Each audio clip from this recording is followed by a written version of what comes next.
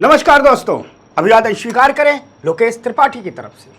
और आइए अपनी बुक सीरीज की श्रृंखला में हम आगे की ओर बढ़ते हैं। और आज जिस टॉपिक पर हम चर्चा करेंगे वो टॉपिक है हमारा नीति आयोग।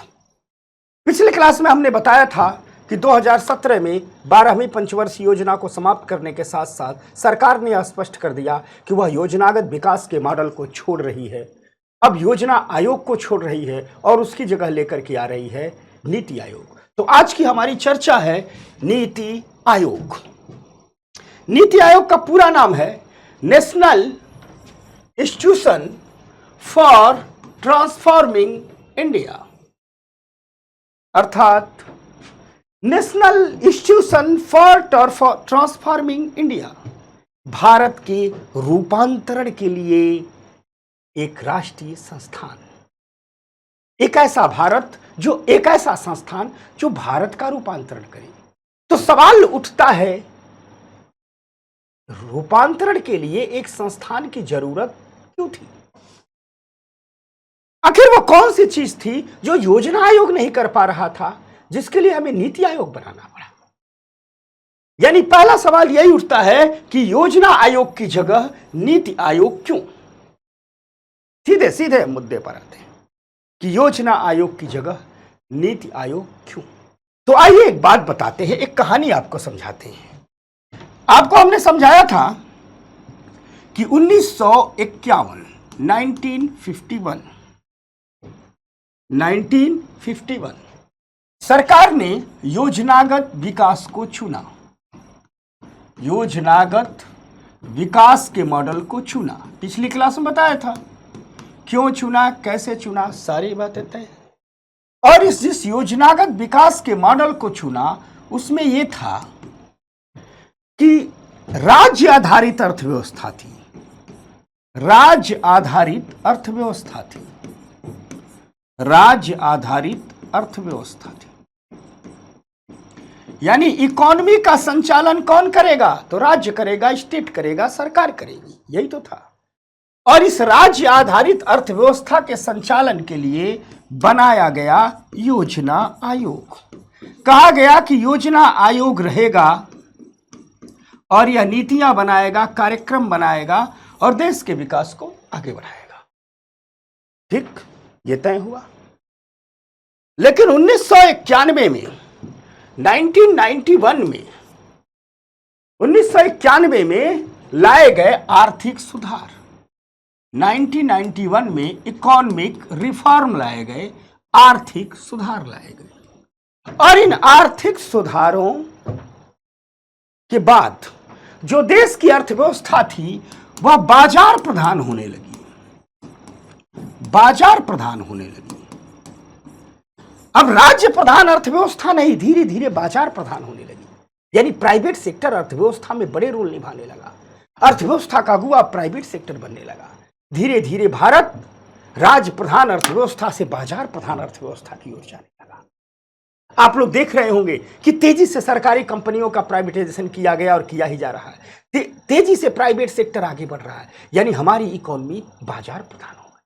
अब जरा गौर कीजिएगा, जब हमारी इकोनॉमी बाजार प्रधान हो गई तो जाहिर सी बात है हमें एक नई संरचना की जरूरत है, एक नई गतिशीलता की जरूरत है, एक नए संस्थान की जरूरत है कि नहीं है? है, जो इकोनॉमी का नेतृत्व कर सके। क्योंकि योजना आयोग का तो मूल मॉडल ही राज्य प्रधारित अर्थव्यवस्था का था। लेकिन जब इकोनॉमी मार्केट प्रधान हो गई तो तय हुआ, जरूरत पड़ी एक नई संरचना की, एक नई गतिशीलता की, एक नए संस्थान। जरूरत थी कि एक नई संरचना, एक नई गतिशीलता, एक नया संस्थान है। और इसी जरूरत के लिए स्थापित किया गया नीति आयोग। इसी जरूरत के लिए स्थापित किया गया नीति आयोग। तो आइए इस चर्चा को आगे बढ़ाते हैं। यानी बात निकल करके ये आई कि नीति आयोग ने योजना आयोग को प्रतिस्थापित कर दिया। ठीक, प्रतिस्थापित करने का कारण यह था कि जो अर्थव्यवस्था थी, अर्थव्यवस्था की प्रकृति बाजार प्रधान अर्थव्यवस्था की ओर परिवर्तित होने लगी थी। आर्थिक सुधारों के बाद हमारी पूरी की पूरी इकोनॉमी मार्केट बेस्ड इकोनॉमी में तब्दील होने लगी थी। जब हमारी अर्थव्यवस्था मार्केट बेस्ड अर्थव्यवस्था की ओर परिवर्तित होने लगी थी, तो इस परिवर्तन के कारण जरूरत थी कि राज्यों को और अधिक अधिकार दिया जाए, और राज्यों को और अधिक अधिकार देने के लिए एक नई संरचना की, एक नई गतिशीलता की जरूरत थी, जो नीति आयोग पूरा करता है। यही नीति आयोग की स्थापना की वजह है। बात नंबर 1 समझ गए? यानी भारत 2015 में जहां खड़ा था, जिस ग्लोबल दुनिया में खड़ा था अपने ग्लोबलाइजेशन के साथ, वहां अब योजना आयोग प्रासंगिक नहीं रह गया था, क्योंकि योजना आयोग की मूल संरचना में थी। योजना आयोग उस अर्थव्यवस्था के लिए बना था जो राज्य प्रधान अर्थव्यवस्था हो, जहां सरकारी नेतृत्व हो। योजना आयोग इसलिए नहीं बना था कि मार्केट बेस्ड इकोनॉमी का संचालन करेगा, और जब हमारी अर्थव्यवस्था मार्केट बेस्ड इकोनॉमी की ओर बढ़ने लगी, तो यह स्वाभाविक सी बात थी कि योजना आयोग अप्रासंगिक हो गया। एक नई संरचना की जरूरत हमारी इकोनॉमी में महसूस की जा रही थी, एक नई गतिशीलता की जरूरत हमारी इकोनॉमी में महसूस की जा रही थी, राज्यों को और अधिकार देने की जरूरत हमारी इकोनॉमी में महसूस की जा रही थी, और इसीलिए नीति आयोग लाया गया। पहली बात तो यही है। दूसरी बात नंबर 2 समझना, ये जो हमारा योजना आयोग है, दिखने में आया है कि अक्सर यह राज्यों की संवेदनशीलताओं पर और राज्यों की प्राथमिकताओं पर हावी हो जाता था, क्योंकि योजना आयोग में पूरा कमान किसका था? केंद्र सरकार था। केंद्र सरकार की प्राथमिकता के अनुसार से योजना आयोग चलता था। कभी कभी ऐसा होता था कि मान लीजिए केंद्र में किसी और पार्टी की सरकार है, किसी राज्य में दूसरे पार्टी की सरकार है, केंद्र और राज्य सरकार में बन नहीं रही है, तो योजना आयोग उन राज्यों के साथ सौतेला व्यवहार करने लगता था। यानी योजना आयोग पूरी की पूरी तरह से केंद्र सरकार द्वारा संचालित व्यवस्था थी। वह अक्सर राज्यों की प्राथमिकता पर हावी हो जाता था। राज्य कहते थे हमें सड़क के लिए पैसा दे दीजिए, तो योजना आयोग कहता था नहीं, उद्योग लगाने के लिए पैसा देंगे। यानी राज्यों की मांगों का, राज्यों की प्रायोरिटी का, राज्यों की संवेदनशीलताओं का बहुत ख्याल नहीं रखता था, और बहुत समय से लोग, हमारे राज्यों को यह महसूस हो रहा था कि संघवाद का सम्मान नहीं हो रहा है। भारत एक संघीय व्यवस्था, हमारे राज्य कहने लगे थे कि योजना आयोग संघवाद की भावना का बार बार उल्लंघन करता है, और संघवाद का सम्मान करने के लिए एक ऐसे संस्थान की जरूरत थी जिसमें राज्यों की भी उतनी ही भागीदारी हो जितनी कि केंद्र सरकार की। तो संघवाद का सम्मान करने के लिए योजना आयोग की जगह नीति आयोग को लाया गया। दूसरी बात। तीसरी बात एक और है, भारत एक विविधतापूर्ण देश है, और जो हमारे विभिन्न राज्य हैं, यह विभिन्न राज्य अपनी ताकत के साथ और अपनी कमजोरियों के साथ आर्थिक विकास के विभिन्न चरणों में है। आप देखिएगा, तमिलनाडु अलग आर्थिक विकास के चरण में है, गुजरात अलग आर्थिक विकास के चरण में है, तो बिहार, झारखंड, पश्चिम बंगाल अलग आर्थिक विकास के चरण में, उत्तर प्रदेश अलग आर्थिक विकास के चरण में, मेघालय, मिजोरम, सिक्किम अलग आर्थिक विकास के चरण में है। ऐसा हम नहीं कह सकते कि डेवलपमेंट के एक ही पैदान पर हमारे सारे राज्य खड़े हैं, ऐसा नहीं है। हमारे हर राज्य डेवलपमेंट के विभिन्न पायदानों पर खड़े हैं। हर राज्य की अपनी ताकत भी है, और हर राज्य की अपनी कुछ न कुछ कमजोरियां भी है। ऐसे में अगर सभी राज्यों का विकास करना होगा, तो डेवलपमेंट के जिस पायदान पर वो खड़े हैं उसके हिसाब से नीतियां बनाना होगा। जो राज्यों की ताकत हो उसके हिसाब से नीतियां बनाना होगा, जो राज्यों की कमजोरियां उन्हें दूर करने की नीतियां बनानी होगी। यानी अलग अलग राज्य के लिए अलग अलग नीतियों की जरूरत है। लेकिन योजना आयोग क्या करता था? दिल्ली में बैठ करके पूरे देश के लिए एक समान नीति बना देता था। तमिलनाडु को अलग जरूरत है, हरियाणा को अलग जरूरत है, दोनों के लिए एक समान नीति बना देता था। योजना आयोग का कहना था कि एक आकार सभी के लिए उपयुक्त है, यानी एक प्रकार की नीति भारत के सभी राज्यों के लिए उपयुक्त है। लेकिन विकास के जिस पायदान पर हम आज खड़े हैं, वहां यह धारणा प्रासंगिक नहीं रह गई है। एक आकार सभी के लिए उपयुक्त है आज के भारत को वैश्विक अर्थव्यवस्था में प्रतिस्पर्धी नहीं बना सकता। आज के भारत को वैश्विक अर्थव्यवस्था में प्रतिस्पर्धी बनना है तो अपने हर राज्य को उसकी ताकत और उसकी कमजोरियों के साथ समझना होगा, उसके लिए नीतियां लानी होगी और विकास के जिस पायदान पर खड़ा है वहीं से उसे आगे बढ़ाना होगा।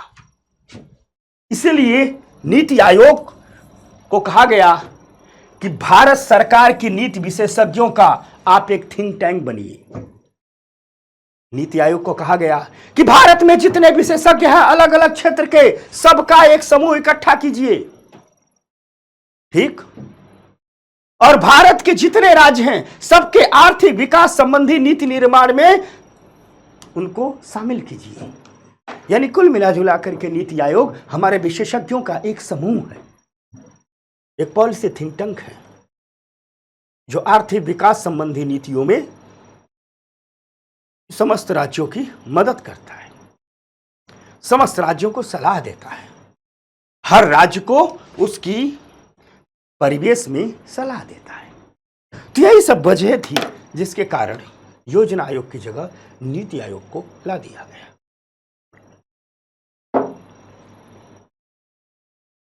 अब थोड़ा दूसरी बात करते हैं, देखते हैं कि नीति आयोग की संरचना क्या है और नीति आयोग का संगठन कैसे काम करता है।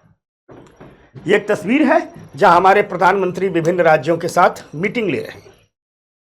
नीति आयोग का जो अध्यक्ष होते हैं वो हमारे प्रधानमंत्री होते हैं, यानी भारत का जो प्रधानमंत्री होंगे वही नीति आयोग के अध्यक्ष होंगे, ठीक। नीति आयोग की जो सर्वोच्च संस्था है उसे कहते हैं गवर्निंग काउंसिल।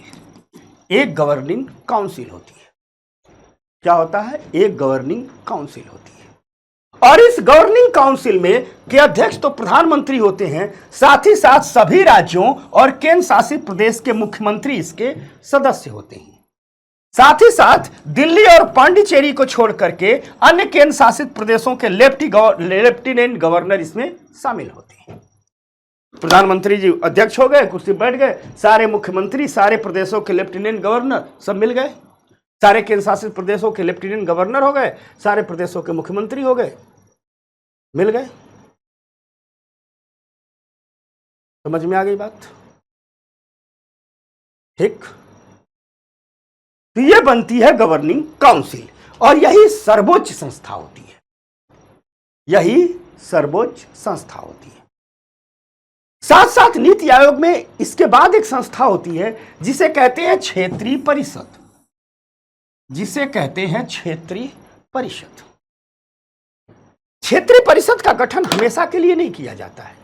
होता क्या है कि जब कोई ऐसा विवाद हो, जब कोई ऐसा विवाद हो जिसमें एक से अधिक राज्य या केंद्र शासित प्रदेश जुड़े हों, तो राज्यों के मुख्यमंत्री और केंद्र शासित प्रदेशों के उपराज्यपाल को मिलाकर के क्षेत्रीय परिषद बना दी जाती है। मान लीजिए कोई विवाद है, यमुना के पानी का विवाद है, पंजाब, हरियाणा और दिल्ली के बीच। दो राज्य हैं, केंद्र शासित प्रदेश है, तो इस विवाद को सुलझाने के लिए एक क्षेत्रीय परिषद बना दिया जाएगा। जिस क्षेत्रीय परिषद में कौन कौन शामिल होगा? तो पंजाब, हरियाणा शामिल होगा और दिल्ली का शामिल होगा। तो पंजाब हरियाणा के मुख्यमंत्री शामिल होंगे, दिल्ली के लेफ्टिनेंट गवर्नर उपराज्यपाल शामिल होंगे। यानी क्षेत्रीय परिषद का गठन तब किया जाता है जब किन्हीं दो राज्यों के बीच विवाद हो, किन्हीं दो से अधिक राज्यों के बीच विवाद हो, किन्हीं राज्यों के शासित प्रदेश के बीच विवाद हो। तो नीति आयोग चाहता है अदालतों में जाकर के उलझिए मत, बैठ के सुलझा लीजिए। तो गवर्निंग काउंसिल के बाद एक संस्था आती है रीजनल काउंसिल, क्षेत्रीय परिषद, जिसको कहा गया है कि जब विवाद होगा तो इसका गठन किया जाएगा। हाँ, यह सही है कि अब तक किसी क्षेत्रीय परिषद का गठन नहीं किया गया है। अब तक किसी क्षेत्रीय परिषद का गठन नहीं किया गया है और बात यह भी कही गई है कि जब क्षेत्रीय परिषद का गठन किया जाएगा तो जिस चीज से संबंधित विवाद होगा उस क्षेत्र के कुछ प्रतिष्ठित और विशेषज्ञ लोगों को शामिल कर लिया जाएगा। मान लीजिए पानी का विवाद है, नदियों का विवाद है, तो उससे संबंधित लोगों को शामिल किया जाएगा। सीमाओं का विवाद है तो उससे संबंधित लोगों को शामिल किया जाएगा। खनन संबंधी विवाद है, उससे संबंधित लोगों को शामिल किया जाएगा। यानी सबसे ऊपर रहेगी गवर्निंग काउंसिल, सबसे बड़ी संस्था, और जब विवाद होगा तो क्षेत्रीय परिषद। अब ठीक है भैया, यह तो सैद्धांतिक तौर पर सबसे सर्वोच्च संस्था है, लेकिन नीति आयोग के डेली काम के लिए भी तो संगठन बनाना पड़ेगा। प्रधानमंत्री जी गवर्निंग काउंसिल के अध्यक्ष हैं, सभी मुख्यमंत्री मेंबर हैं, लेकिन ये लोग तो अन्य काम भी तो करते हैं, तो रोज रोज नहीं बैठेंगे। ये लोग तो तभी बैठेंगे जब कोई बड़ा नियम कानून बनाना हो। रोज रोज का काम कौन करेगा? तो रोज रोज के काम के लिए एक फुल टाइम ऑर्गेनाइजेशनल फ्रेमवर्क बनाया गया है, एक पूर्णकालिक ढांचा बनाया गया है नीति आयोग का, जो डेली का काम करेगा। इसमें एक नीति आयोग का उपाध्यक्ष होते हैं, जो डेली का काम करते हैं, नीति आयोग का काम संभालते हैं। 4 फुल टाइम पूर्णकालिक सदस्य होते हैं, 4 लोग फुल टाइम मेंबर होते हैं, जो नीति आयोग का ही काम करते हैं। 2 अंशकालिक सदस्य होते हैं, पार्ट टाइम मेंबर होते हैं। ये समय समय पर बुलाए जाते हैं, 6 महीने के लिए उसको बुलाया जाता है, 6 महीने के लिए उसके बुलाया जाता है, इसे बुलाया जाता है। ये जो अंशकालिक मेंबर होते हैं, यह देश के विभिन्न विश्वविद्यालयों और अनुसंधान संगठनों से लिए जाते हैं कि आए सलाह इत्यादि दें। साथ साथ केंद्रीय मंत्रिपरिषद के 4 सदस्य होते हैं, जो सर्वोच्च लेवल के 4 सदस्य होते हैं। इसके अलावा केंद्रीय मंत्रिपरिषद के 2 विशेष आमंत्रित सदस्य भी होते हैं। इसके साथ साथ एक नीति आयोग का सीईओ होता है, मुख्य कार्यकारी अधिकारी होता है, जो नीति आयोग के डेली प्रशासन को देखता है, डेली क्या काम हो रहा है। और साथ साथ नीति आयोग का एक सचिवालय है जो दिल्ली में है। तो ये कहानी रही नीति आयोग के संगठनात्मक ढांचे की।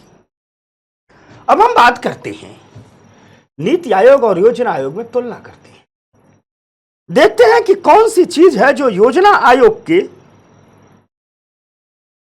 पास थी, नीति आयोग के पास नहीं है, कौन सी चीज है जो नीति आयोग के पास है, योजना आयोग के पास नहीं थी। ठीक, तो पहली बात याद रखना, योजना आयोग के पास राज्यों का प्रतिनिधित्व नहीं था। योजना आयोग केंद्र सरकार के हाथों का खिलौना थी। एक समिति है जिसे कहते हैं राष्ट्रीय विकास परिषद, national development council. National development council ही आदेश देती थी योजना आयोग को, नेशनल डेवलपमेंट काउंसिल ऑर्डर देती थी योजना आयोग को, और जैसा नेशनल डेवलपमेंट काउंसिल ऑर्डर देती थी, ठीक उसी प्रकार की पंचवर्षीय योजनाओं का निर्माण योजना आयोग करता था। यानी कुल मिलाजुला करके पूरी तरह से केंद्र सरकार का एक संस्थान था योजना आयोग, और काम था योजनाओं का निर्माण करना। वहीं अगर इसकी तुलना जब हम नीति आयोग से करें, तो नीति आयोग को सामाजिक आर्थिक नियोजन की कोई जिम्मेदारी नहीं होगी, दी गई है। कहा गया है कि आपको योजना 5 साल वाली नहीं बनाएंगे, क्योंकि 5 साल वाली योजनाओं को समाप्त किया जा चुका है। यानी नीति आयोग को कहा गया है कि आप 5 साल वाली योजना नहीं बनाएंगे, आप सामाजिक आर्थिक नियोजन नहीं करेंगे। अर्थात एक तरफ जहां योजना आयोग के पास सामाजिक आर्थिक नियोजन की जिम्मेदारी थी, वहीं नीति आयोग के पास ऐसी कोई जिम्मेदारी नहीं है। साथ ही साथ नीति आयोग में क्षेत्रीय परिषदों का प्रावधान है, जो योजना आयोग के पास नहीं था। योजना आयोग में कोई क्षेत्रीय परिषद नहीं थी। अगर हम योजना आयोग की देखे जाएं, तो योजना आयोग के पास आवंटन कार्य थे। मतलब योजना आयोग सलाह देता था कि किस योजना को कितना पैसा देना है। योजना आयोग सिर्फ योजनाएं ही नहीं बनाता था, यह योजनाओं के वित्तीय हस्तांतरण का भी काम करता था। जो केंद्र प्रायोजित योजनाएं थी, बताता था कि 100% केंद्र का है, तो केंद्र सरकार योजना आयोग को पैसा देती थी, योजना आयोग उन योजनाओं को देता था। यानी योजनाएं बनाना भी योजना आयोग का काम था। तो किस योजना को कितना पैसा दिया जाएगा, कब कितना दिया जाएगा, इसका आवंटन भी योजना आयोग का काम था। वहीं नीति आयोग के पास ऐसा कोई कार्य नहीं है।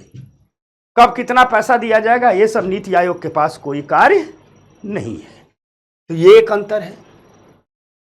यह है योजना आयोग और नीति आयोग में अंतर। अब नीति आयोग एक बात करता है, नीति आयोग एक बात कहता है। नीति आयोग कहता है कि हम इस देश में 2 हब्स का निर्माण करेंगे, 2 केंद्र का निर्माण करेंगे। नीति आयोग का कहना है इस देश में हम 2 हब्स का निर्माण करेंगे, 2 केंद्र का निर्माण करेंगे। समझना बात को। यह नीति आयोग अपने विजन डॉक्यूमेंट में लिखता है कि हम देश में 2 हब्स का निर्माण करेंगे, 2 केंद्र का निर्माण करेंगे। एक हब का नाम होगा टीम इंडिया हब और दूसरे हब का नाम होगा नॉलेज एंड इनोवेशन हब, ज्ञान और नवाचार का हब। तो आप कहोगे ये क्या है?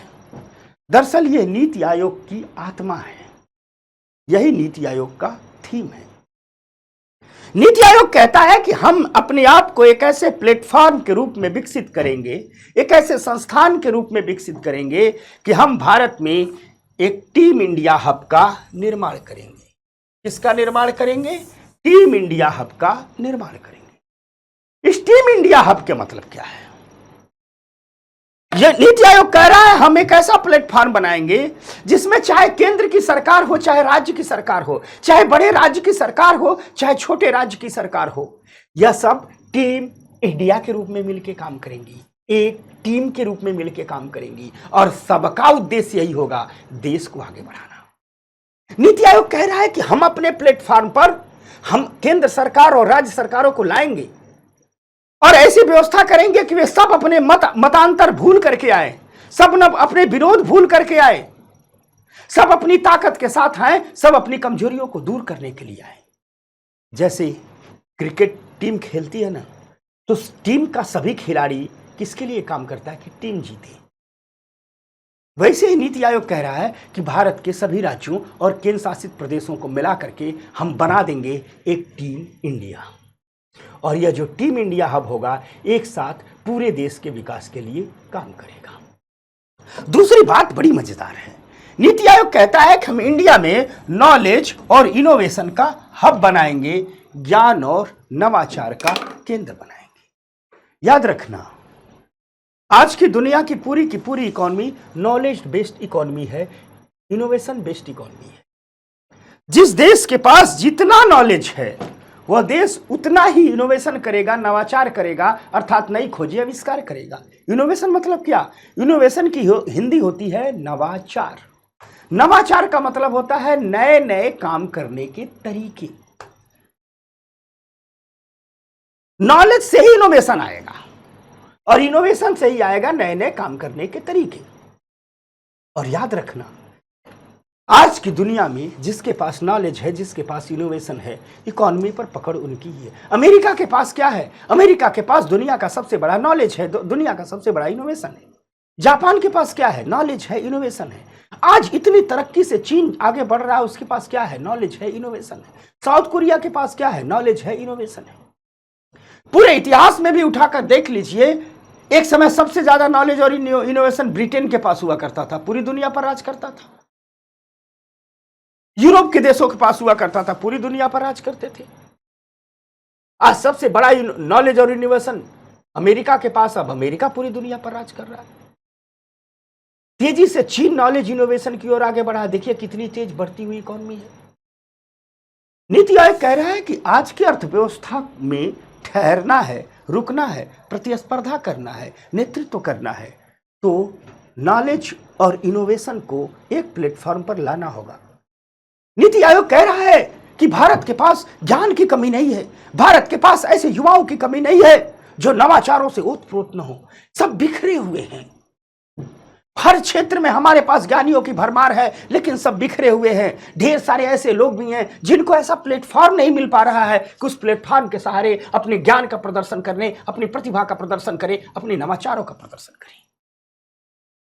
नीति आयोग कह रहा है इन बिखरे हुए लोगों को एक साथ लाएंगे। वे लोग जिन्हें प्लेटफॉर्म नहीं मिल रहा है उन्हें प्लेटफॉर्म देंगे। वे लोग जिन्हें अपनी योग्यता और प्रतिभा को आगे दिखाने का अवसर नहीं मिल पा रहा है उन्हें भी सिस्टम और व्यवस्था से जोड़ेंगे। इतना ही नहीं, नीति आयोग ये भी कह रहा है कि पूरी दुनिया में जहां बेहतर नॉलेज वाले लोग होंगे, बेहतर इनोवेशन वाले लोग होंगे, उनको भी आमंत्रित करेंगे कि आइए हमसे जुड़िए, हमारे देश के विकास में योगदान दीजिए।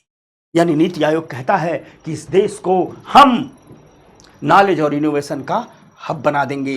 देश में जितने विशेषज्ञ हैं, या यूं कहें कि पूरी दुनिया में जितने हैं कोशिश करेंगे कि सबको एक प्लेटफॉर्म पर लाएंगे और उनकी क्षमताओं का निर्माण करेंगे।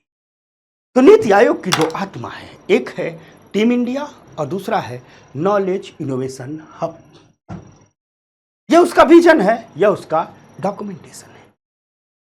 अब बात करते हैं थोड़ा सा नीति आयोग के लक्ष्यों की और नीति आयोग के उद्देश्यों की, कि देखते हैं आखिर नीति आयोग के लक्ष्य क्या है, नीति आयोग के उद्देश्य क्या है। तो हम बात करेंगे नीति आयोग के लक्ष्य और उद्देश्यों पर।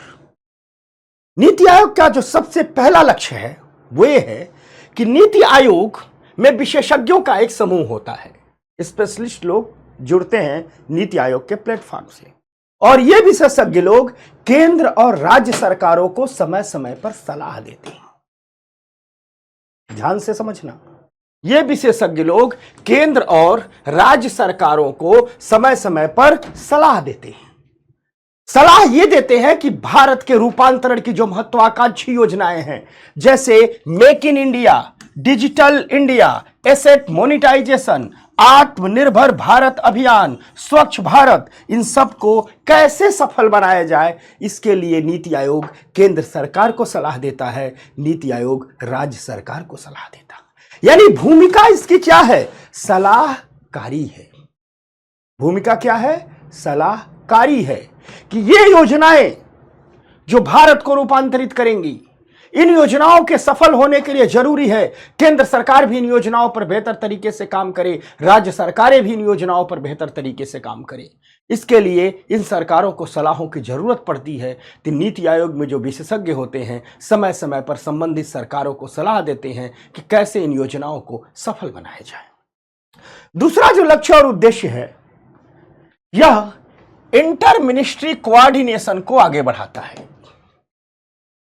भारत में दो चीज की बड़ी जरूरत है, एक इंटर मिनिस्ट्री कोऑर्डिनेशन और दूसरा centre state coordination. Inter ministry coordination का मतलब होता है केंद्र सरकार के एक मंत्रालय और से दूसरा मंत्रालय आपस में सहयोग करें और सहयोग करके विकास परियोजनाओं को आगे बढ़ाएं, क्योंकि एक विकास परियोजनाओं में कई मंत्रालय जुड़े होते हैं। जैसे मान लो कृषि से संबंधित कोई परियोजना है तो उसमें कृषि मंत्रालय जुड़ा होगा, पंचायती राज जुड़ा होगा, साथ साथ फर्टिलाइजर से जुड़े मंत्रालय उससे जुड़े होंगे, एमएसएमई से जुड़े मिनिस्ट्री उससे जुड़े होंगे, नदी विकास उससे जुड़ा होगा। तो ढेर सारे मंत्रालय जुड़े होते हैं। कई बार क्या होता है कि ढेर सारे मंत्रालयों में आपस में सहयोग नहीं हो पाता है, फाइलें इधर से उधर लटकी पटकी रहती हैं। नीति आयोग इन किसी भी योजना के सफल करने के लिए जितने मंत्रालय के कोऑर्डिनेशन की जहां जहां जरूरत है वहां कोऑर्डिनेशन करवाता है, ताकि योजनाएं धरातल पर लागू की जा सके, तेजी से लागू की जा सके। ठीक इसी तरह का काम वह केंद्र और राज्य के बीच भी करता है, विभिन्न राज्य सरकारों के बीच भी करता है। योजनाओं को सफल बनाने के लिए जहां जरूरत पड़ती है केंद्र और राज्य के बीच कोऑर्डिनेशन करता है, जहां जरूरत पड़ती है दो राज्यों के बीच कोऑर्डिनेशन करता है। अगर किसी योजना में 2 से अधिक राज्य शामिल हैं, जैसे मान लो गंगा सफाई की योजना, कई राज्य शामिल हैं, केंद्र सरकार भी शामिल है, तो इन सभी राज्यों के बीच केंद्र सरकार के बीच आपस में कोऑर्डिनेशन करता है और योजनाओं पर तेजी से काम करवाता है। आप गौर कीजिएगा, जब से नीति आयोग बना है, भारत सरकार की योजनाएं तेजी से धरातल पर उतरने लगी हैं, तेजी से दिखने लगा है। अगर स्वच्छ भारत अभियान आता है तो दिखता है हाँ स्वच्छता हुई है। अगर लोगों को गैस सिलेंडर पहुंचाने की योजना आती है, दिखता है हाँ गैस सिलेंडर पहुंच रहे हैं। अगर सड़कें बनाने की योजना है, चारों तरफ सड़कों का जाल दिखता है। उसका कारण यही है कि नीति आयोग ने जो कोऑर्डिनेशन दिया है, इससे काम तेजी से होने लगे हैं। तो नीति आयोग का दूसरा लक्ष्य है कि एक कोऑर्डिनेशन बनाना, चाहे राज्यों के बीच हो, राज्यों और केंद्र के बीच हो, या केंद्र के विभिन्न मंत्रालयों के बीच हो। साथ ही साथ नीति आयोग का बड़ा जबरदस्त काम है कि यह राष्ट्रीय विकास प्राथमिकताओं पर एक साझा दृष्टि विकसित करता है। कहोगे ये क्या है?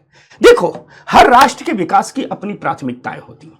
अमेरिका के विकास की अपनी प्राथमिकताएं हैं, चीन के विकास की अपनी प्राथमिकताएं हैं, भारत के विकास की अपनी प्राथमिकताएं हैं। अर्थात भारत को कौन कौन सा काम तेजी से प्राथमिकता के लेवल पर करना है, पहले नंबर पर, दूसरे नंबर पर, तीसरे नंबर पर, चौथे नंबर पर।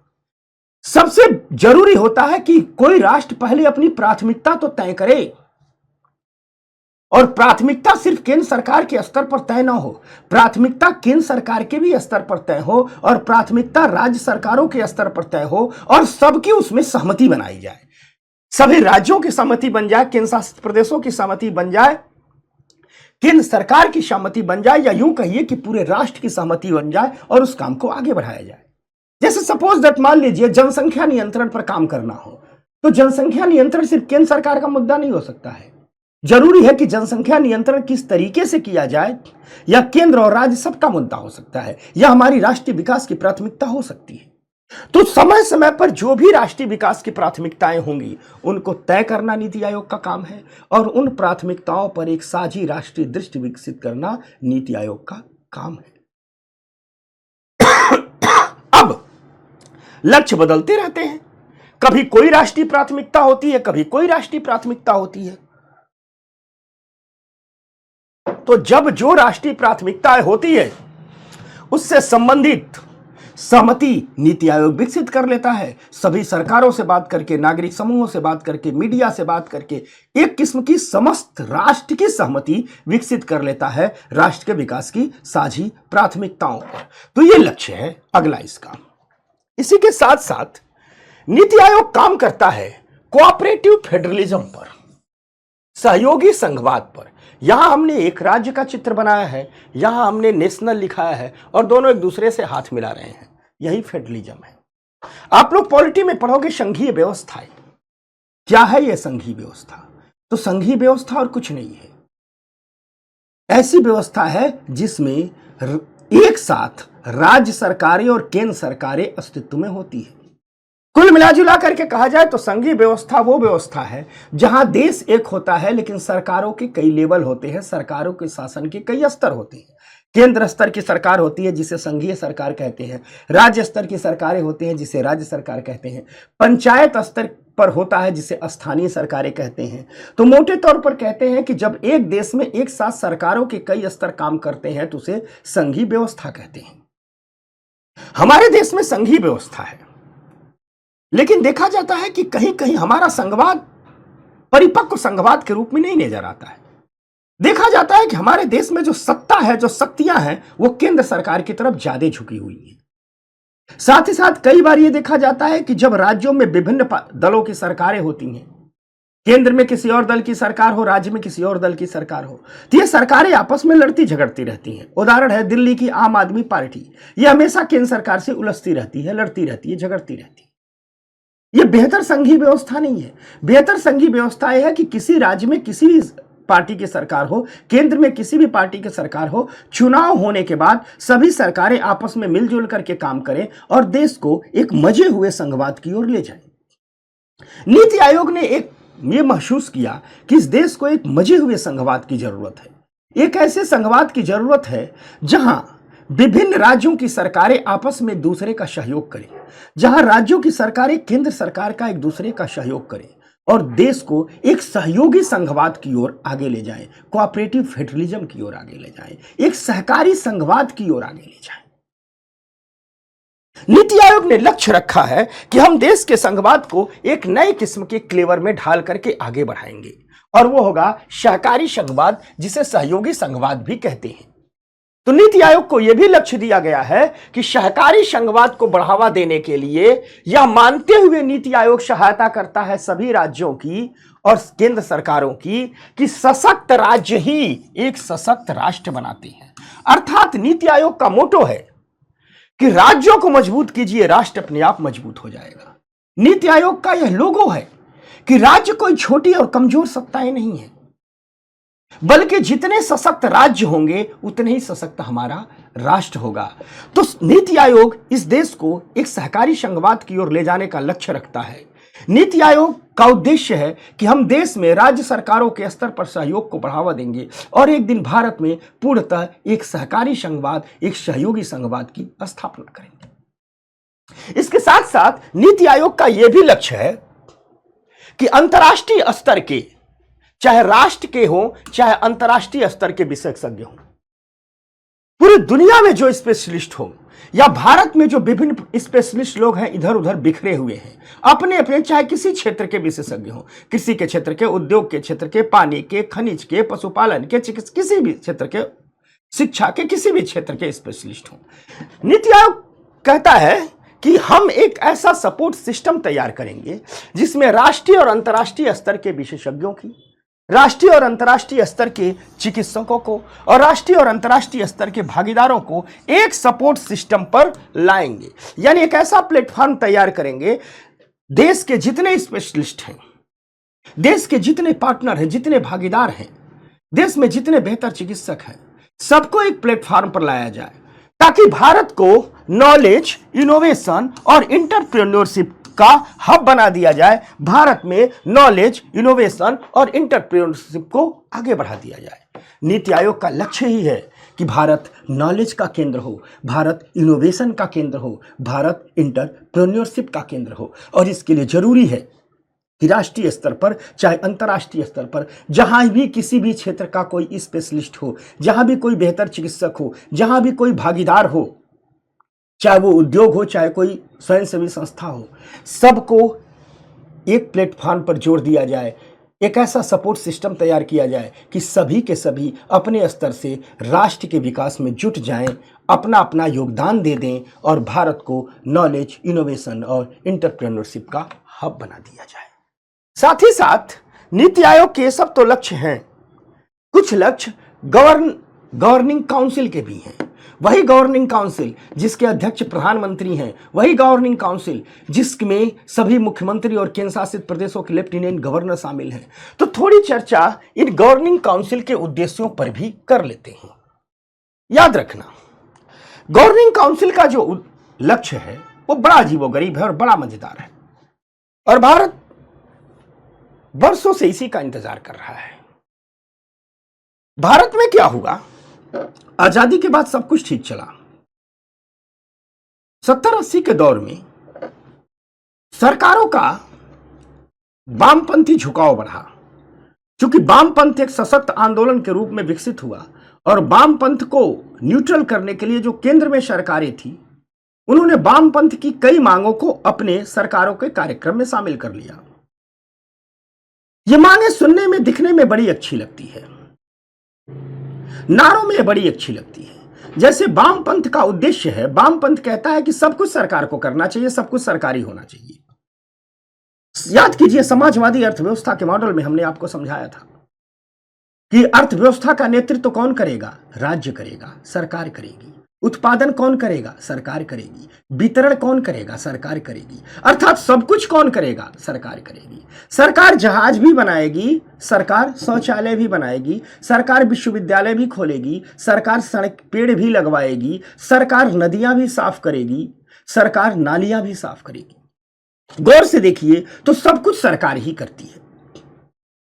दिखने में, सुनने में यह मॉडल अच्छा लगता है, लेकिन जब सरकार सब कुछ करने लगती है ना, तो सरकार कुछ भी कर नहीं पाती है अच्छे तरीके से। यानी गौर से देखिए कि तो माना ही जाता है कि सरकार और किसी भी चीज का पहला और अंतिम प्रदाता है। यानी पहले नंबर पर भी काम करने वाली सरकार ही है, लास्ट नंबर पर भी काम करने वाली सरकार ही है। यानी सरकार सब कुछ कर रही है। नीति आयोग का कहना है, गवर्निंग काउंसिल का यह उद्देश्य है कि हम इसी विजन को चेंज करेंगे। नीति आयोग कह रहा है, गवर्निंग काउंसिल कह रही है कि हम शासन का एक नया मॉडल प्रस्तुत करेंगे। शासन का एक नया मॉडल प्रस्तुत करेंगे, जिस मॉडल में सरकार पहले और अंतिम प्रदाता के बजाय एक समर्थकारी के रूप में हो। यानी सरकार एक सहयोगी के रूप में हो। सरकार रेल ना चलाए, रेल निजी क्षेत्र चलाए। सरकार देखती रहे कि वह निजी क्षेत्र ठीक से चला रहा है कि नहीं चला रहा है, कहीं ऐसा तो नहीं है लाभ कमाने के चक्कर में जनता का शोषण हो रहा है, जनता तक सेवाएं नहीं पहुंच रही है। निजी क्षेत्र नदियों की सफाई करे, सरकारें देखे कि ठीक से कर रहा है कि नहीं कर रहा है। यानी भारत के आम आदमी को, भारत के प्राइवेट सेक्टर को, भारत के तमाम संस्थानों को, भारत के तमाम स्टार्टअप को जोड़ देना है देश के विकास से। आप गौर कीजिएगा, हाल के दिनों में ढेर सारे एजुकेशन के स्टार्टअप विकसित हुए। क्यों विकसित हुए? क्योंकि नीति आयोग कह रहा है कि सब काम सरकार नहीं करेगी। हाल के दिनों में स्वच्छता से जुड़े कई स्टार्टअप विकसित हुए हैं। हाल के दिनों में फूड डिलीवरी से जुड़े हुए कई स्टार्टअप विकसित हुए हैं। हाल के दिनों में नालों की सफाई के लिए भी स्टार्टअप आए। अर्थात इसके पीछे नीति आयोग खड़ा है। नीति आयोग कह रहा है कि देश में ढेर सारे उद्यमी हैं, ढेर सारे युवा हैं, ढेर सारे नागरिक संस्थान हैं, उन सबको जोड़ा जाए, एक एक नागरिक को जोड़ा जाए और मॉडल ये धीरे धीरे लाया जाए कि पहली और अंतिम सेवा देने वाला राज्य ही नहीं है, बल्कि राज्य समर्थनकारी की भूमिका में है। यानी सर्विस प्राइवेट सेक्टर देगा, राज्य उस प्राइवेट सेक्टर को सहयोग देने के लिए खड़ा रहेगा। ये गवर्निंग काउंसिल का एक बड़ा उद्देश्य है। इसलिए गौर से आप लोग देखिएगा कि अब रेलवे स्टेशनों का निर्माण सरकार नहीं कर रही है। रेलवे स्टेशनों के निर्माण के लिए किसको ठेका दिया जा रहा है? प्राइवेट सेक्टर को। सड़कें बनाने कौन बना रहा है? प्राइवेट सेक्टर बना रहा है। एयरपोर्ट का विकास कौन कर रहा है? प्राइवेट सेक्टर बना रहा है। यही जेवर एयरपोर्ट बन रहा है दिल्ली के बगल में, कौन बना रहा है? तो स्विट्जरलैंड की कंपनी बना रही है। क्यों? सरकार कह रही है का ये एयरपोर्ट बनाइए, हम देखेंगे कि आप ठीक ठाक बना रहे हैं कि नहीं बना रहे हैं। आइए सड़कें बनाइए, हम देखेंगे ठीक ठाक बना रहे हैं कि नहीं बना रहे हैं। बनारस में सीवेज सिस्टम, नालों की सफाई जापान की एक कंपनी कर रही है। सरकार कह रही है आइए देखिए, हमारे भारतीयों को भी ट्रेंड कीजिए, ये भी बनाएं, ये भी नालों की सफाई करेंगे। एक प्राइवेट कंपनी हरिद्वार में गंगा में गिरने वाले नालों की सफाई कर रही है। यानी सरकार धीरे धीरे पहले और अंतिम सेवा प्रदाता से बैक हो रही है। सरकार कह रही है एक नए एडमिनिस्ट्रेशन का मॉडल विकसित हो रहा है, जो ये कह रहा है कि अब सरकार सपोर्ट में खड़ी होगी, शेष काम प्राइवेट सेक्टर करेंगे। या गवर्निंग काउंसिल का उद्देश्य है धीरे धीरे इस पर आना है। साथ ही साथ गवर्निंग काउंसिल का एक उद्देश्य भी है, नीति आयोग की जो गवर्निंग काउंसिल है, कि किसानों की आय पर ध्यान देना है, किसानों की आय बढ़ानी है। यह अगला लक्ष्य है। गवर्निंग काउंसिल का एक लक्ष्य यह भी है खाद्य सुरक्षा पर ध्यान देना है। देश में कोई भी नागरिक यह न कहे कि हमारी थाली में इतनी रोटी नहीं है कि हमारा पेट भर सके। हर नागरिक की थाली तक रोटी पहुंचाना ही फूड सिक्योरिटी है, खाद्य सुरक्षा है। और हर नागरिक की थाली तक रोटी पहुंचेगी, इसके लिए जरूरी है एक सिस्टम होना चाहिए, एक तंत्र होना चाहिए। हमारे यहाँ पीडीएस सिस्टम काम करता है, पढ़ाऊंगा मैं इस किताबों की सीरीज में, पब्लिक डिस्ट्रीब्यूशन सिस्टम। हमारे यहाँ नेशनल फूड सिक्योरिटी एक 2013 काम करता है, इन सबको पढ़ाऊंगा मैं जब पीडीएस पढ़ाऊंगा। खाद्य सुरक्षा पढ़ाऊंगा तो पढ़ाऊंगा इन सबको। तो गवर्निंग काउंसिल का यह काम है कि खाद्य सुरक्षा पर ध्यान देना, लोगों की थाली तक रोटी पहुंचते रहे, गरीब से गरीब आदमी भी कम से कम भोजन तो प्राप्त करे, भूखे पेट पूरे राष्ट्र में कोई न सोए। यह भी गवर्निंग काउंसिल का उद्देश्य है। साथ ही साथ एक बड़ा उद्देश्य है जो दिखने में तो अस्पष्ट धुंधला सा नजर आता है, लेकिन यह हो गया तो भारत अमेरिका बन जाएगा। हमारे यहां एक बड़ा ही आर्थिक रूप से जीवंत मध्यम वर्ग है, मिडिल क्लास है। हमारा आपका जो वर्ग है यह खूब मेहनत करने वाला है, विभिन्न प्रकार के व्यवसाय कर लेता है। किसी भी चौराहे पर निकल जाइए तो हजारों प्रकार के काम करने वाले, कोई समोसा बेच रहा है, कोई गोलगप्पे बेच रहा है, कोई कपड़े बेच रहा है, कोई पपीते बेच रहा है, कोई किताब की दुकान खोल रहा है। पूरे देश के महानगरों की, शहरों की, कस्बों की यही तो दास्तान है, कुछ न कुछ आदमी कर रहा है। इसे कहते हैं आर्थिक रूप से जीवंत मध्यम वर्ग। गवर्निंग काउंसिल का काम है कि ऐसा सिस्टम तैयार करना पूरे देश में कि जो आर्थिक रूप से जीवंत मध्यम वर्ग है वह किसी भी कार्य को करता रहे, जो चाहे वो कार्य करता रहे, और साथ ही अपनी क्षमता का भी पूरी तरह से उपयोग हो। अगर यह काम हो गया कि जीवंत आर्थिक मध्यम वर्ग की क्षमता का पूरी तरह से उपयोग हो जाए, तो इस देश को आगे बढ़ाने के लिए यह मध्यम वर्ग ही पर्याप्त है, किसी और की जरूरत भी नहीं है। तो नीति आयोग की गवर्निंग काउंसिल अपने उद्देश्यों में रखती है कि हम देश में धीरे धीरे ऐसा तंत्र बनाएंगे, ऐसा सपोर्टिव सिस्टम बनाएंगे, ऐसा प्लेटफॉर्म, ऐसा मंच बनाएंगे कि हमारा जीवंत रूप से जो आर्थिक मध्यम वर्ग है वह अपने कार्यों को बेहतर तरीके से करता रहे, अपना रोजी रोटी चलता रहे और देश के विकास को आगे बढ़ाता रहे। साथ ही साथ इसके बाद जो अगला लक्ष्य है वो ये है कि भारत अपने उद्यमशील, वैज्ञानिक और मानव पूंजी का पूरी तरह से लाभ उठाए। भारत का जो युवा है ना, वह आज उद्यमशीलता से भरा हुआ है। इसका प्रमाण क्या है? इसका प्रमाण है, मैं युवाओं से पूछता हूं, बड़े होकर के कौन सी गाड़ी खरीद पसंद करोगे? आज ही मैं अपनी बैच में क्लास में बच्चों से पूछ रहा था, मैं बड़ा खुश हुआ, इतना खुश हुआ कि दोपहर को खाना खाने के बाद मुझे नींद नहीं आई खुशी के मारे, जबकि मैं दोपहर को खाना खा के तुरंत सो जाता हूं। क्लास में बच्चों से पूछ रहा था कि कौन सी गाड़ी खरीदना चाहते होगे तुम, ऐसे मजाक मजाक में। तो सारे बच्चे बोल रहे थे, कोई बोला हम सर जगुआर खरीदना चाहते हैं, कोई BMW खरीदना चाहता है, कोई रेंज रोवर खरीदना चाहता है, कोई मर्सिडीज खरीदना चाहता है। यानी हमारे सारे विद्यार्थियों की, भले ही वो गांव में है, झुग्गी में है, झोपड़ी में है, घर में है, स्कूल में है, कॉलेज में है, पढ़ रहे हैं, हो सकता है उनके पास साइकिल हो, लेकिन सपने रेंज रोवर के हैं, BMW के हैं, जगुआर के हैं, मर्सिडीज की हैं। सबने बोला। मैं सोच रहा था कि हमारा विद्यार्थी कोई सस्ती कार, तो 1 करोड़ से नीचे वाली कार तो खरीदना ही नहीं चाहता है। एक गुरु को, एक शिक्षक को और क्या चाहिए। मन गदगद हो गया इस बात को सुनकर के। यह बात बताती है कि हमारा युवा कितना महत्वाकांक्षी हो गया है, और हमारा युवा यह भी कह रहा है कि हमें तंत्र दीजिए, हम काम करने को तैयार हैं, हम व्यवसाय करने को तैयार कर रहे हैं, उद्यम देने करने को तैयार हैं, बिजनेस करने को तैयार हैं, स्टार्टअप लाने को तैयार हैं, पढ़ने लिखने को तैयार है।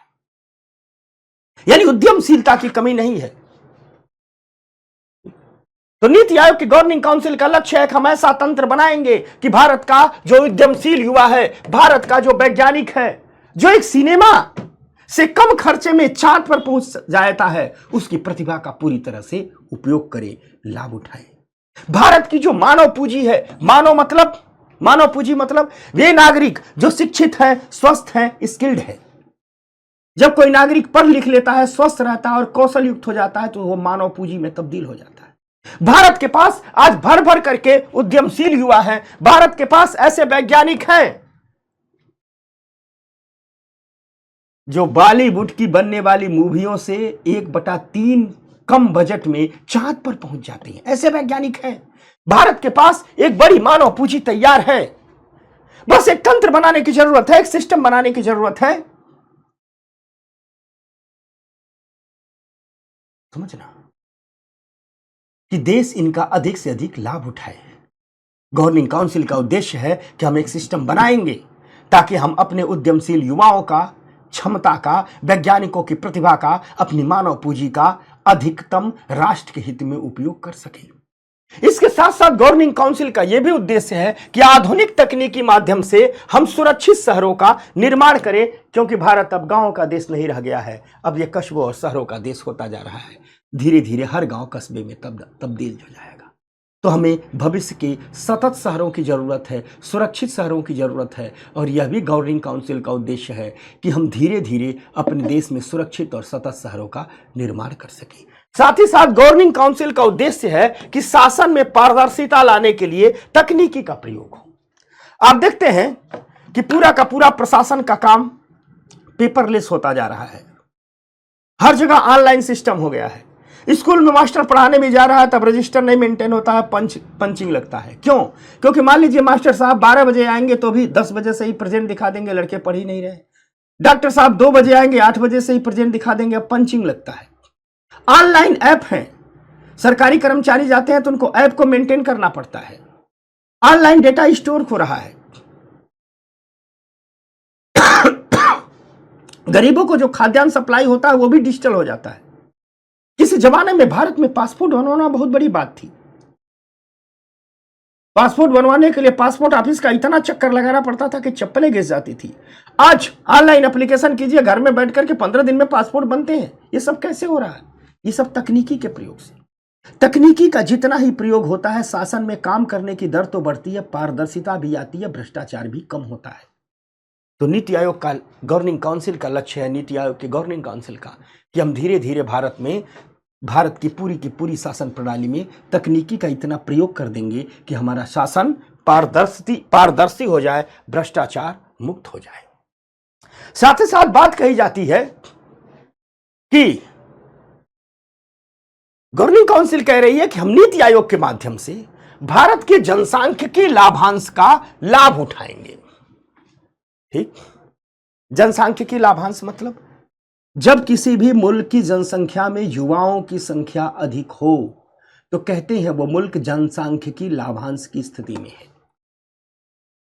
भारत दुनिया का सबसे बड़ा युवा आबादी वाला देश है, ठीक। इसलिए कहते हैं कि हम अगर युवा आबादी वाले देश हैं, हम सबसे बड़ी जनसांख्यिकीय लाभांश की स्थिति में हैं, तो हमें लाभ भी इसका उठाना चाहिए। और इसके लिए लाभ उठाने के लिए हमें कई काम करना होगा। लाभ उठाने के लिए हमें अपने युवाओं के, हमें अपने पुरुषों के, हमें अपनी महिलाओं की क्षमता को बढ़ाना होगा। इसके लिए उनमें शिक्षा का, कौशल का विकास करना होगा।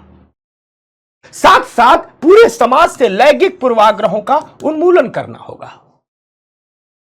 पुरुषों के प्रति समाज का एक अलग नजरिया है, महिलाओं के प्रति अलग नजरिया है। इसे लैंगिक पूर्वाग्रह कहते हैं। इसका उन्मूलन करना होगा और उन सबके हाथों में काम देना होगा, रोजगार देना होगा और इसके माध्यम से विकास करना होगा। यानी जनसांख्यिकीय लाभांश का लाभ लेने के लिए शिक्षा पर काम करना होगा, कौशल पर काम करना होगा, स्वास्थ्य पर काम करना होगा, जनसांख्यिकीय लैंगिक पूर्वाग्रहों का उन्मूलन करना होगा, सब हाथ में काम देना होगा और इससे ही हमें देश का विकास करना होगा। साथ ही साथ लक्ष्य यह भी है गवर्निंग काउंसिल के कि गरीबी का पूर्णतः उन्मूलन करना है, ताकि प्रत्येक भारतीय को सम्मान और स्वाभिमान का जीवन जीने का मौका मिले। नीति आयोग कहता है कि गरीबी, याद रखना, सिर्फ भूखे पेट का नाम नहीं है।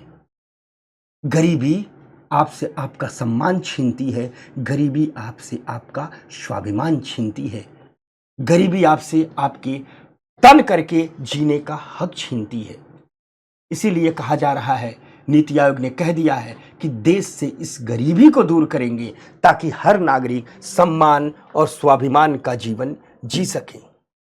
साथ साथ ये भी कहा गया है गवर्निंग काउंसिल के उद्देश्यों में कि हम ऐसी नीतियां बनाएंगे जिससे 50 से अधिक मिलियन छोटे व्यवसायों को समर्थन प्राप्त हो सके। हमारे देश में छोटे छोटे व्यवसाय हैं, 50 मिलियन से अधिक व्यवसाय हैं और यही व्यवसाय रोजगार सृजन के प्रमुख स्रोत है। यही सबसे ज्यादा काम कर देते हैं। नीति आयोग की गवर्निंग काउंसिल कह रही है कि जो ये 50 मिलियन से अधिक छोटे छोटे व्यवसाय हैं, हम कुछ ऐसा काम करेंगे, ये फले फूले आगे बढ़े और ज्यादा से ज्यादा लोगों को रोजगार दें।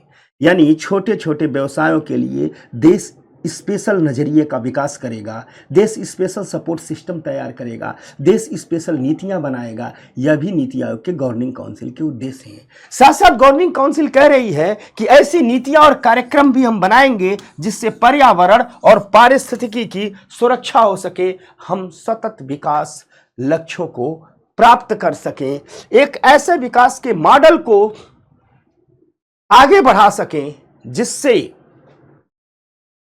विकास का लाभ हमारी वर्तमान पीढ़ी को तो मिले ही मिले, हमारी भविष्य की पीढ़ियों को मिलता रहे। यानी कुल मिलाजुला करके हम नीति आयोग के फंक्शन पर अगर एक नजर डालें, इन सभी लक्ष्यों और उद्देश्यों को प्राप्त करने के लिए नीति आयोग के कार्यक्रमों पर एक नजर डालें तो नीति आयोग इतने काम करता है, पॉलिसी और प्रोग्राम को डिजाइन करता है। नीति आयोग सहकारी या सहयोगी संघवाद, जिसे कोऑपरेटिव फेडरलिज्म कहते हैं, उन्हें आगे बढ़ाता है। सरकार जितनी भी योजनाएं चला रही है उन समस्त योजनाओं की निगरानी और मूल्यांकन करता है। साथ साथ देश में विशेषज्ञों का एक थिंक टैंक तैयार करता है जिससे देश में उद्यमिता को बढ़ावा दिया जा सके। यह एक लाइन में नीति आयोग के कार्य हो गए। तो कुल मिलाजुला करके यही है नीति आयोग, यही है इसका विजन, यही है इसके कार्य, यही है इसका फंक्शन, यही है इसका दृष्टिकोण। तो ये कहानी रही नीति आयोग की। मुझे पूरी उम्मीद है कि नीति आयोग के विषय में आपके कॉन्सेप्ट क्लियर हो चुके होंगे। मेंस का टॉपिक है ये नीति आयोग, योजना आयोग अब हटा दिया गया है, नीति आयोग है। और जितने मेंस के नज़रिए हो सकते हैं उन सभी नज़रियों से नीति आयोग के हमने पढ़ा। ये जो कुछ भी हमने पढ़ा ये नीति आयोग खुद अपने विजन डॉक्यूमेंट में लिखता है। नीति आयोग के उसी विजन डॉक्यूमेंट को हमने आपको सरल सहज और बोधगम्य भाषा में पढ़ाया। कभी भी सवाल आएगा तो नीति आयोग के विजन डॉक्यूमेंट से आएगा। तो इस हफ्ते नीति आयोग की कहानी थी जो यहीं पर समाप्त होती है। उम्मीद है आपको अच्छा लगा होगा, समझ में आ गया होगा। क्लास देखने के बाद मुझे सूचित बहुत जरूर करना कि आपको नीति आयोग का विजन एकदम क्लियर हो गया। जब आप सूचित कर देते हो तो हमारा उत्साह बढ़ जाता है, हमारा समर्पण बढ़ जाता है, हमारी निष्ठाएं बढ़ जाती हैं। तो फिर मिलेंगे नेक्स्ट वीक अगले वीडियो के साथ, अगले क्लास के साथ, इसी PW वल्ली IAS के प्लेटफॉर्म पर। तब तक आप लोग पढ़ते रहिए, लड़ते रहिए। जय हिंद।